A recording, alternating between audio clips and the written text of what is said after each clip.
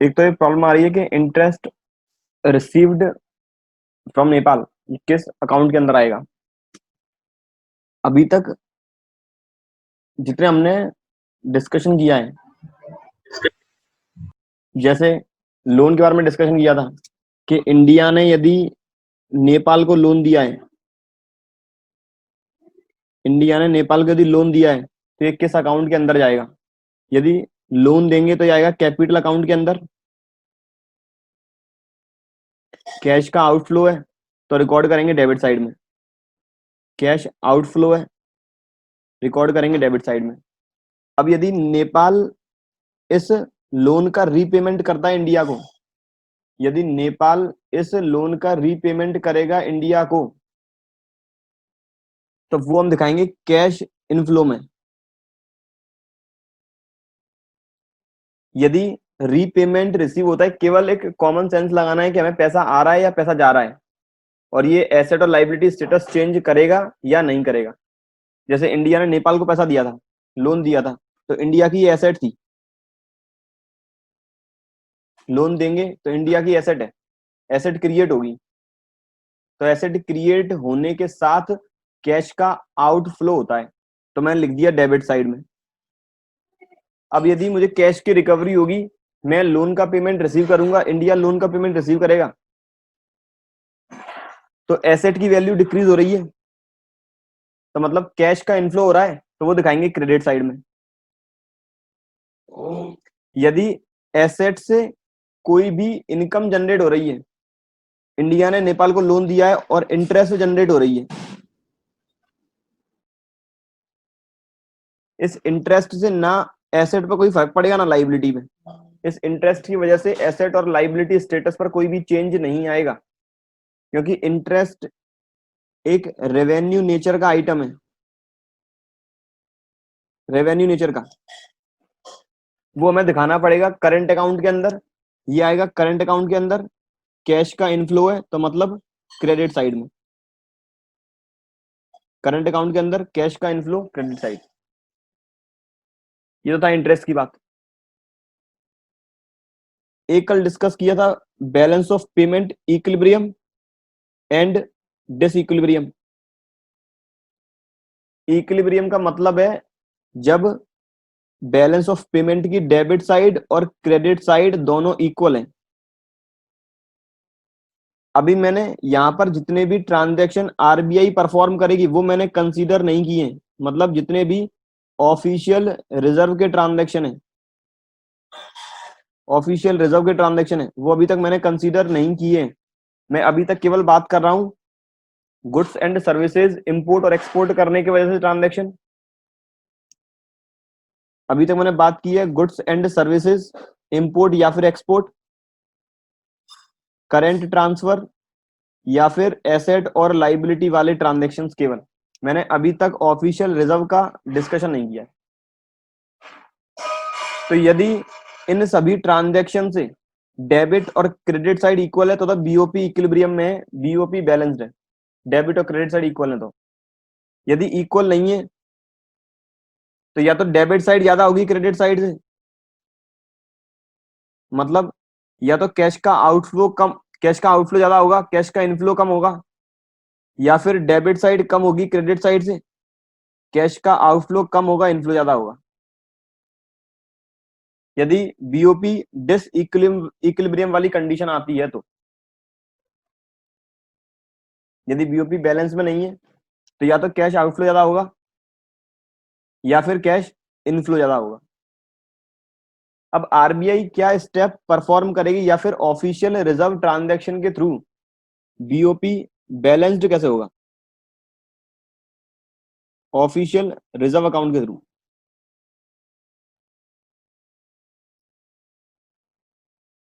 सीधी सी बात, यदि बीओपी में डेबिट और क्रेडिट साइड इक्वल है, मतलब जितना कैश का इनफ्लो हुआ उतना ही कैश का आउटफ्लो है, तो इसका मतलब अब आरबीआई को कोई भी ट्रांजैक्शन नहीं करना, आरबीआई को कोई भी ट्रांजैक्शन नहीं करना बैलेंस ऑफ पेमेंट को इक्वल करने के लिए। तो इसका मतलब ना फॉरेन एक्सचेंज के जो रिजर्व्स हैं वो इंक्रीज होंगे ना ही डिक्रीज होंगे। यदि बैलेंस ऑफ पेमेंट बैलेंस्ड है तो फिर ना आरबीआई को कोई भी ट्रांजैक्शन करना, ना फॉरेन एक्सचेंज इंक्रीज होंगे ना डिक्रीज होंगे। If due to current account transactions and due to capital account transactions, capital account के अंदर केवल बोरोइंग, कैपिटल अकाउंट के अंदर केवल borrowing, NRI deposits, short term trade credit, banking capital and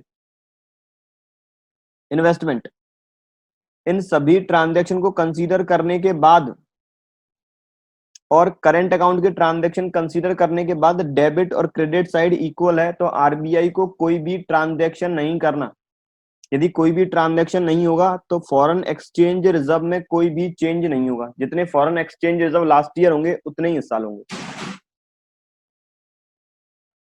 लेकिन यदि बीओपी डिस इक्विलिब्रियम में है, या तो डेबिट साइड ज्यादा है क्रेडिट साइड से, या फिर डेबिट साइड कम है क्रेडिट साइड से, इन दोनों कंडीशन में बीओपी इक्विलिब्रियम में लाने के लिए आरबीआई को ट्रांजैक्शन परफॉर्म करना पड़ेगा। यदि डेबिट साइड ज्यादा है क्रेडिट साइड कम है,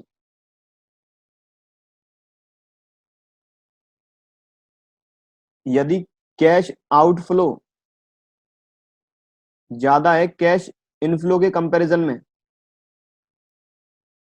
इसका मतलब सीधी सी बात है, बाहर से पैसा इंडिया के अंदर आया कम है और इंडिया से बाहर गया ज्यादा है।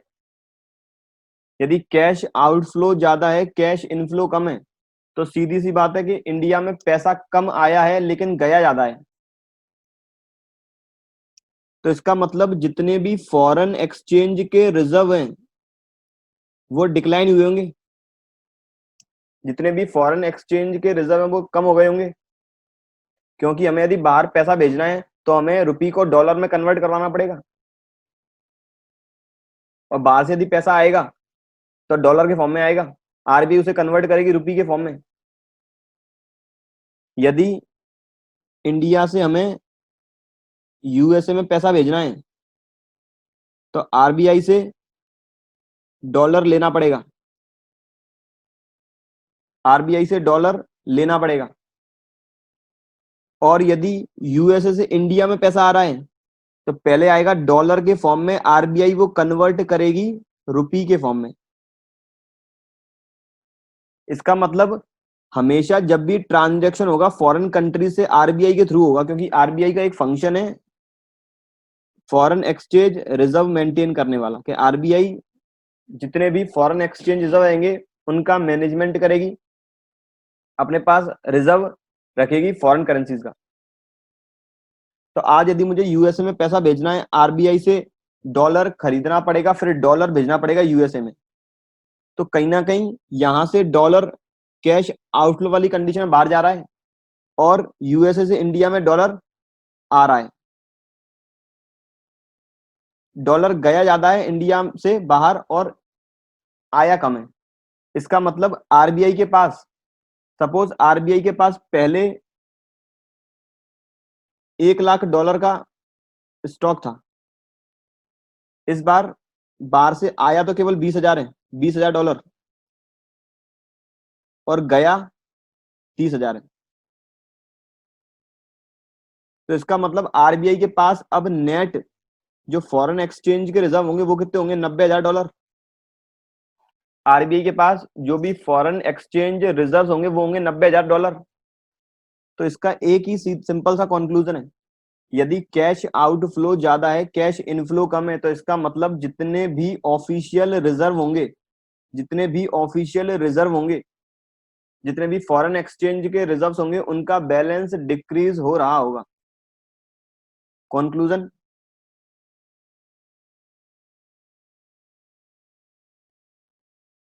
if debit side is more than credit side, it means foreign exchange reserves decreases. इसका मतलब फॉरेन एक्सचेंज के जितने भी रिजर्व हैं वो डिक्रीज हो गए। If debit side is less than credit side, it means foreign exchange reserve increases. यदि डेबिट साइड क्रेडिट साइड से कम है तो इसका मतलब फॉरेन करेंसी के रिजर्व होंगे वो इंक्रीज हुए होंगे, क्योंकि आरबीआई के पास सपोज पहले था $1,00,000 का स्टॉक, $40,000 बाहर से इंडिया के अंदर आया और यहां से गया केवल 25,000, तो कहीं ना कहीं नेट 15,000 से जो फॉरेन करेंसी का बैलेंस होगा वो राइज कर गया होगा। अब बैलेंस आ रहा होगा 1,15,000। कैश आउटफ्लो ज्यादा है, कैश इनफ्लो कम है, तो फॉरेन एक्सचेंज के रिजर्व डिक्रीज होंगे। कैश आउटफ्लो कम है, इनफ्लो ज्यादा है, तो फॉरेन एक्सचेंज के रिजर्व होंगे इंक्रीज। पहली तो ये बात। अब आरबीआई को बीओपी की जो कंडीशन थी डिसइक्विलिब्रियम वाली वो बैलेंस्ड करनी है। आरबीआई को बीओपी की जो भी कंडीशन थी डिसइक्विलिब्रियम वाली वो करनी है बैलेंस्ड। अब वो बैलेंस कैसे होगी? बीओपी कंडीशन को बैलेंस करने के लिए आरबीआई को ऑफिशियल रिजर्व इंक्रीज या फिर डिक्रीज करने पड़ेंगे।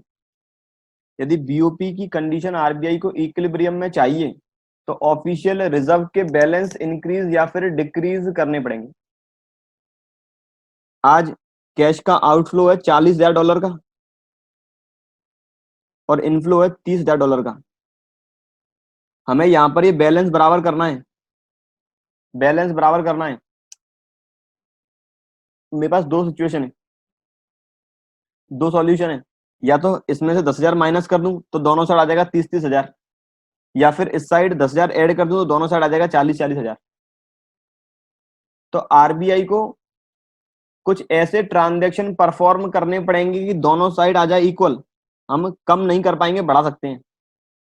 तो इसका मतलब आरबीआई को फॉरेन एक्सचेंज के रिजर्व यहां पर राइज करने पड़ेंगे। यहां पर आरबीआई कुछ ट्रांजैक्शन परफॉर्म करना पड़ेगा, आरबीआई को कुछ ट्रांजैक्शन परफॉर्म करना पड़ेगा ताकि दोनों साइड बैलेंस आ जाए इक्वल 40,000। अब वो आरबीआई कौन से ट्रांजैक्शन परफॉर्म करती है वो पढ़ते हैं फॉरेन एक्सचेंज रेट में, किस तरह के ट्रांजैक्शन परफॉर्म होंगे। तो बैलेंस ऑफ पेमेंट को यदि इक्विलिब्रियम वाली कंडीशन में लाना है तो यहां पर आरबीआई को फॉरेन एक्सचेंज के रिजर्व राइज करने पड़ेंगे 10,000 से, क्योंकि रिजर्व 10,000 से कम हो चुके हैं। हमें बैलेंस ऑफ पेमेंट इक्विलिब्रियम वाली कंडीशन में लेकर आना है तो फॉरेन एक्सचेंज के रिजर्व राइज करने पड़ेंगे। वो किस तरह करेगी आरबीआई, वो आरबीआई का डिस्क्रिप्शन है, पढ़ेंगे चैप्टर नंबर 10 में, इससे पिछले वाले चैप्टर में। लेकिन यदि फॉरेन एक्सचेंज का जो रिजर्व है आउटफ्लो हुआ है 30,000 का, इनफ्लो हुआ है 35,000 का,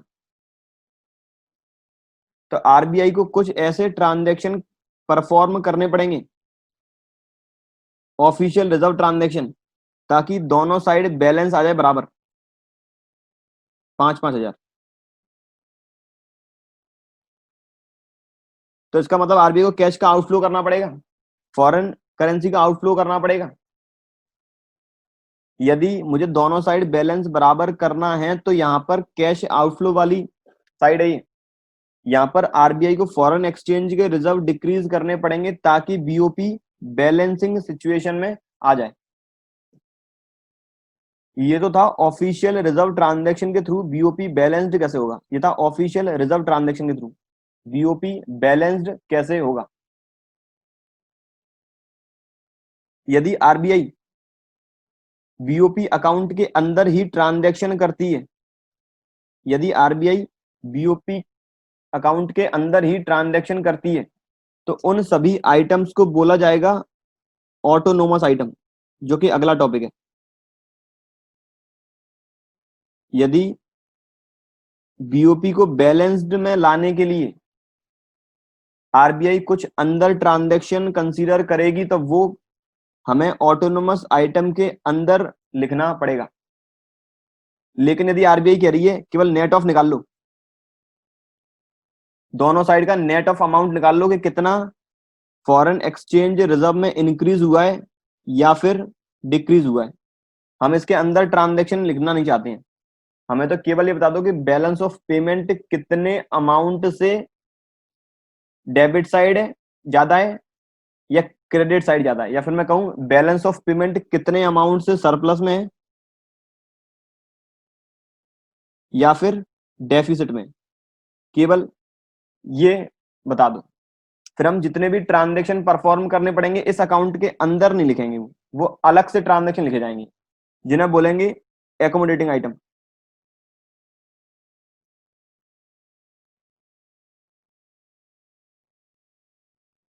एकोमोडेटिंग आइटम्स। तो जितने भी ट्रांजैक्शन, अगला जो अपना टॉपिक है वो है autonomous and accommodating item. Autonomous and accommodating items, जितने भी ट्रांजैक्शन है जो बैलेंस ऑफ पेमेंट के अंदर किए जाएंगे, जितने भी ट्रांजैक्शन है जो बैलेंस ऑफ पेमेंट के अंदर किए जाएंगे, प्लस बीओपी को इक्विलिब्रियम में लाने के लिए जितने भी ट्रांजैक्शन होंगे वो इस कैटेगरी के अंदर आएंगे, ऑटोनोमस आइटम के अंदर। क्योंकि यहां पर गवर्नमेंट चाहती है कि बीओपी इक्विलिब्रियम में आए, तो जितने भी ट्रांजैक्शन ऑटोनोमस के अंदर किए जाएंगे, करंट अकाउंट के हों, कैपिटल अकाउंट के हों, ऑफिशियल रिजर्व अकाउंट के हों, सारे ऑटोनोमस की कैटेगरी के अंदर फॉल करेंगे। लेकिन जितने भी ट्रांजैक्शन बैलेंस ऑफ पेमेंट के आउटसाइड परफॉर्म करने जाएंगे, बैलेंस ऑफ पेमेंट के आउटसाइड परफॉर्म करेंगे, बैलेंस ऑफ पेमेंट के आउटसाइड डिनोट करेंगे, उन्हें बोलेंगे एकोमोडेटिंग आइटम्स। उन्हें बोलेंगे एकोमोडेटिंग आइटम्स, जो आरबीआई परफॉर्म करेगी वापस अपने ऑफिशियल रिजर्व ट्रांजैक्शन के थ्रू। यदि एकोमोडेटिंग आइटम की कैटेगरी है तो इसमें केवल एक ही आएगा, आरबीआई के ऑफिशियल रिजर्व ट्रांजैक्शन। लेकिन यदि ऑटोनोमस है, इसके अंदर सारे ट्रांजैक्शन आएंगे, चाहे वो करंट अकाउंट का हो, कैपिटल अकाउंट का हो, मतलब या गुड्स एंड सर्विसेज का हो, या फिर एसेट्स और लाइबिलिटी से रिलेटेड हो, कोई सा भी हो। पहला तो इन दोनों का डिफरेंस ही हो गया। दूसरा डिफरेंस है जो ऑटोनोमस आइटम में, सॉरी ऑटोनोमस की कैटेगरी के अंदर जितने भी आइटम्स आएंगे, कहीं ना कहीं उनकी वजह से बीओपी या तो सरप्लस में होगा या फिर डेफिसिट में आएगा, या मैं कह सकता हूं due to autonomous items either there will be surplus in balance of payment or there will be a deficit। Autonomous item की वजह से ही या तो बैलेंस ऑफ पेमेंट सरप्लस में होगा, इनफ्लो ज्यादा आउटफ्लो कम, या फिर बैलेंस ऑफ पेमेंट डेफिसिट के कैटेगरी के अंदर आएगा। एकोमोडेटिंग आइटम में केवल ऑफिशियल रिजर्व वाले होंगे जो कि केवल बीओपी को बैलेंस करने के लिए परफॉर्म किए जाएंगे, लेकिन अकाउंट के अंदर डिनोट नहीं होंगे, लेकिन अकाउंट के अंदर हम लिख नहीं सकते। जितने भी लिखे जाएंगे वो सारे बैलेंस ऑफ पेमेंट स्टेटमेंट के बाहर लिखे जाएंगे, बीओपी के बाहर लिखे जाएंगे, ताकि बीओपी का बैलेंस करने के लिए कि बीओपी कितने अमाउंट से डेबिट और क्रेडिट साइड अनइक्वल आ रही है, वो बैलेंस को इक्वल करने के लिए जितने भी ट्रांजैक्शन परफॉर्म्ड होंगे outside of the balance of payment, वो एकोमोडेटिंग आइटम की कैटेगरी के अंदर फॉल करेंगे। Number third, balance of payment के अंदर, बैलेंस ऑफ पेमेंट के अंदर इन्हें बोलते हैं above the line items. Above the line items, these are considered as above the line items.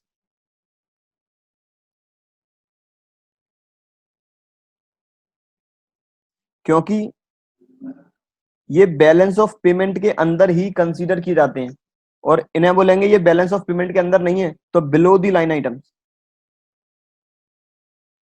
Below the line items. Number next, autonomous items की calculation क्यों हो रही है, ताकि पता लगे कि कितना प्रॉफिट हुआ इस साल। फॉरेन एक्सचेंज के रिजर्व कितने अमाउंट से राइज हुए हैं या फिर फॉरेन एक्सचेंज के रिजर्व कितने अमाउंट से चेंज हुए हैं। तो द मेन मोटिव,